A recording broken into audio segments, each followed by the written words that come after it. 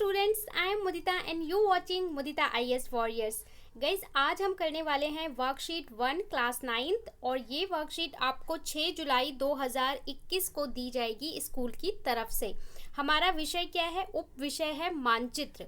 इसके ऊपर आपको यहाँ पे थोड़ी सी इन्फॉर्मेशन दी हुई है, इसे हम रीड करेंगे। इसके बाद जो भी क्वेश्चन पूछे हैं उनके आंसर्स देंगे।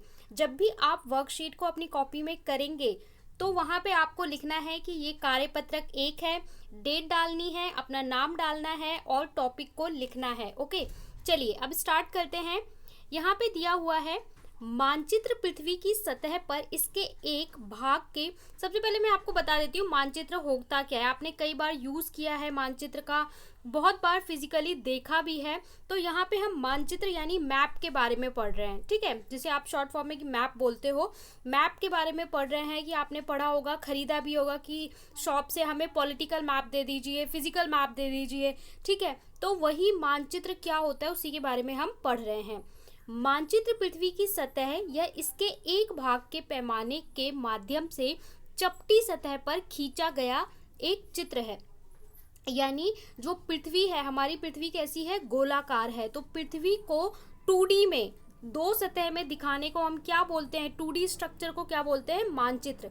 जब आप पृथ्वी के पूरी सतह को अगर आप गोलाई में देखते हो तो उसे हम क्या बोलते हैं? ग्लोब बोलते हैं, ठीक है। लेकिन जब हम इसे 2D डायमेंशन पे, XY डायमेंशन में देखते हैं तब हम इसे क्या बोलते हैं? मानचित्र बोलते हैं। लेकिन क्योंकि एक गोलाकार सतह को पूरी तरीके से चपटा करना असंभव है, इसलिए ग्लोब का इस्तेमाल किया जाता है। लेकिन हम जो हमारी गोलाकार पृथ्वी है इसको हम 2D पे यानी 2D डायमेंशन, 2 डायमेंशन में देख नहीं सकते पूरी तरीके से, इसलिए हम ग्लोब का इस्तेमाल करते हैं चीज़ों को समझने के लिए। लेकिन किसी भी जगह नदी, पहाड़, पर्वत, अलग अलग देशों को दिखाने के लिए हम क्या यूज़ करते हैं? मानचित्र का इस्तेमाल करते हैं, ठीक है। अब मानचित्र मुख्यतः 3 प्रकार के होते हैं। कौन कौन से मानचित्र होते हैं जो आप इस्तेमाल करते हो या आपकी किताबों में बनाए होते हैं? जब भी आप भूगोल की पुस्तक खोलोगे तो आपको इस तरह के मैप मिलेंगे। पहला होता है भौतिक मानचित्र, दूसरा होता है राजनीतिक मानचित्र और तीसरा होता है थीमेटिक मानचित्र। और आज के बाद जब भी आप मानचित्र देखें तो देख लें कि आपको पता लगाना है कि ये भौतिक है, राजनीतिक है या थीमेटिक है। भौतिक मानचित्र कौन से होते हैं? ये मानचित्र पृथ्वी की प्राकृतिक आकृतियों जैसे पर्वत, पठार, मैदान, नदी, महासागर आदि को दिखाते हैं। तो इनमें से कोई भी चीज आएगी तो आपका कौन सा मानचित्र होगा? भौतिक मानचित्र होगा। दूसरा है हमारा राजनीतिक मानचित्र। इसमें कौन कौन सी चीजें आती हैं? नगर, राज्य, शहर, गांव, विश्व के विभिन्न देशों और राज्यों और उनकी सीमाओं। यानी आपने ऐसे मानचित्र देखे होंगे जहां पे इस तरीके से आपको रेखाएं नजर आती हैं कि ये आपका दिल्ली हो गया, यहाँ से आपका दूसरा राज्य है। तो इस तरीके के मानचित्र को हम क्या बोलते हैं? राजनीतिक मानचित्र। इसके अलावा तीसरा मानचित्र होता है जिसे हम बोलते हैं थीमेटिक मानचित्र, यानी किसी थीम पे आधारित।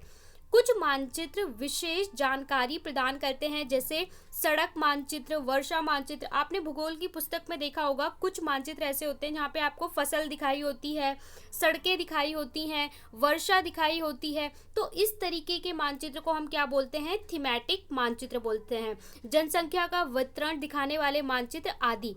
इस प्रकार के मानचित्र को हम क्या बोलते हैं? थीमेटिक मानचित्र कहा जाता है। और इन मानचित्रों में दी गई सूचना के आधार पर ही उनका उचित नामांकन किया जाता है। कि जैसे वर्षा है तो हम इसको क्या बोलते हैं? वर्षा वितरण मानचित्र। मानचित्रों के संग्रह को यानी आपकी किताब में बहुत सारे अगर मानचित्र हो तो मानचित्रों से बनाई गई किताब को हम क्या बोलते हैं? एटलास बोलते हैं। मानचित्र के 3 प्रमुख घटक होते हैं। अगर हम इम्पॉर्टेंट बताएं कि मानचित्र में 3 इंपॉर्टेंट चीजें क्या हैं तो वो क्या है? दूरी, दिशा और प्रतीक।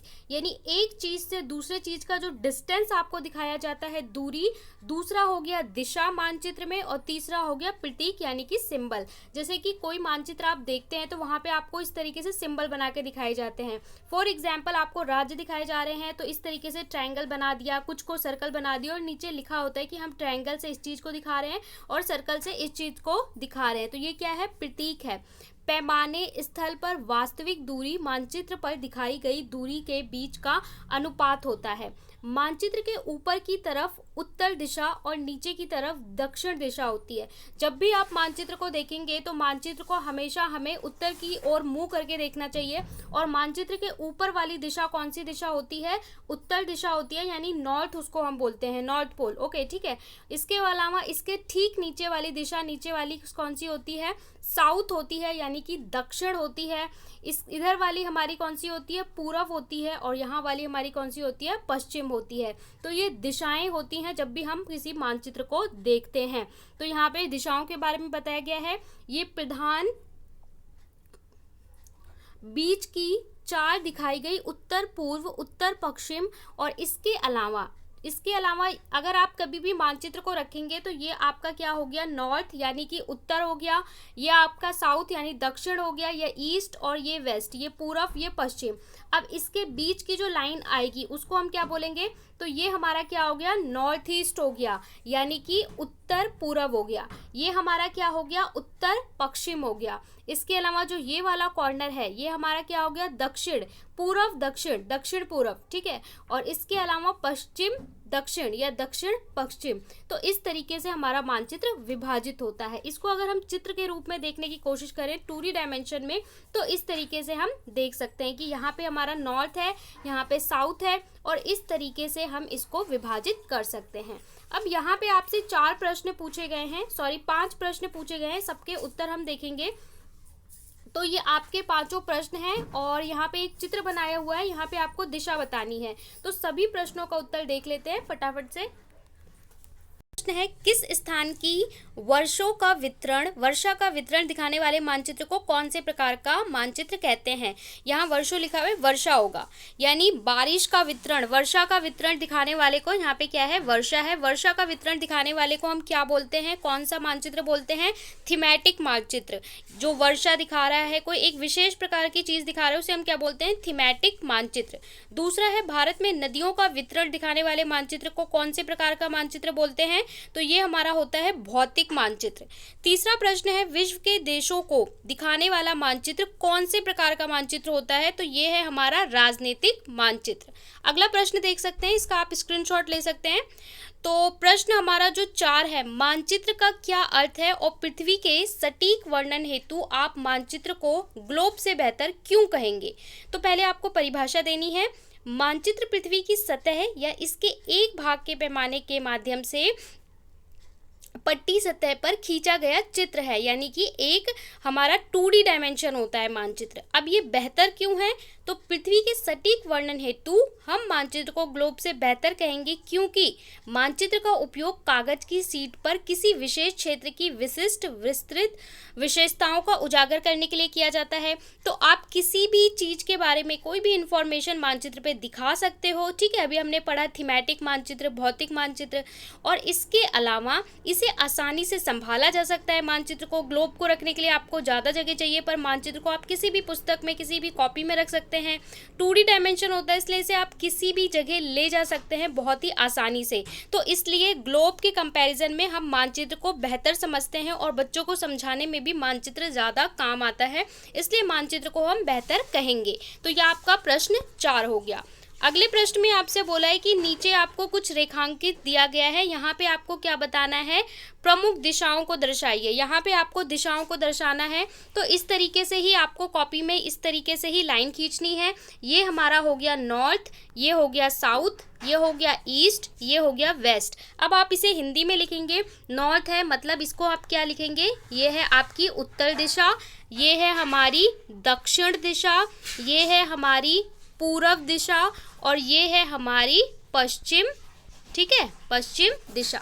इसके अलावा आप इन डायरेक्शंस को भी लिख सकते हैं, 4 दिखानी जरूरी है। इसके अलावा आप इसको भी दिखा सकते हैं कि ये हमारी क्या हो जाएगी? उत्तर पूरब, ठीक है। इसी तरीके से ये वाली हमारी क्या हो जाएगी? इन दोनों के बीच, इन दोनों को मिला के उत्तर पश्चिम, ठीक है, उत्तर पश्चिम। इसी तरीके से ये हमारी क्या हो जाएगी? ये हो जाएगी दक्षिण पूरब, और ये वाली हो जाएगी दक्षिण पश्चिम। तो इस तरीके से आपको दिशाओं को दर्शाना है और लिखना है ड्रॉ करके। सो यहाँ पे हमारे सभी प्रश्न कंप्लीट होते हैं। Do subscribe this channel for never miss any update about worksheet and other DOE and CBS से रिलेटेड इंपॉर्टेंट अपडेट्स। और अगर आपको PDF चाहिए चैप्टर्स के और जितने भी वर्कशीट हैं तो उसके लिए आप टेलीग्राम ज्वाइन कर सकते हैं, लिंक आपको डिस्क्रिप्शन में मिल जाएगा।